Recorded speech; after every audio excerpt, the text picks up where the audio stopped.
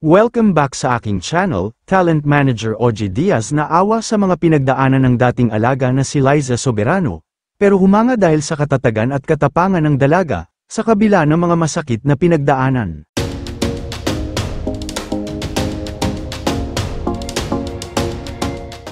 Hindi nga lang ang mga netizens at Liz Ken fans ang naawa sa pinagdaanan ng aktres na si Liza Soberano, kundi pati na rin ang talent manager na si OG Diaz na dating manager ng dalaga.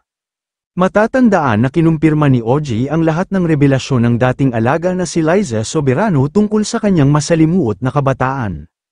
Alam din ni OG ang lahat ng mga nangyari kay Liza at sa kanyang mga magulang bago pa niya ito ipakilala bilang talent ilang taon na ngayon ang nakararaan. Sa naging YouTube vlog ng talent manager, dito ay inamin ni OG na alam niya ang masalimuot na pinagdaanan ni Liza, dahil naikwento din ito sa kanya. Aniya, kailangan makilala mo yung talambuhay niya, yung kanyang istorya ng buhay, kung saan siya nanggagaling, kunwari masyadong mabait yung bata, tatanungin ko. Pag-amin pa ni OG, kaya yung sinabi ni Liza, yung kwento ng buhay niya nung maliit siya, totoo yun.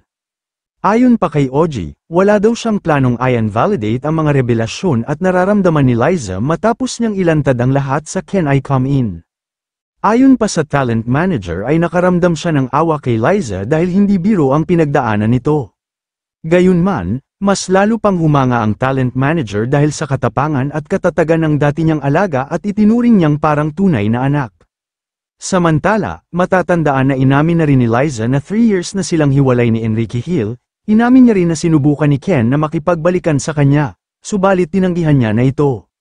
Na-realize kasi ng dalaga na may mga bagay pa siyang dapat gawin na hindi niya nagagawa, kaya naman ang plano sana nilang mag-settle down ni Ken ay hindi na natuloy. Sa ngayon ay wala pang statement si Ken sa mga pag-amin ni Liza, na hinihintay ngayon ng kanilang fans kung ano ang magiging sagot niya sa sinabi ng dating kasintahan na minahal niya ng sobra.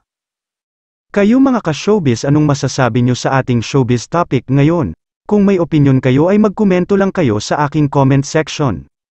At syempre kung bago pa lang kayo sa aking channel ay mag-subscribe na kayo para lagi kayong updated sa mga showbiz trends na ina-upload ko. Maraming salamat po.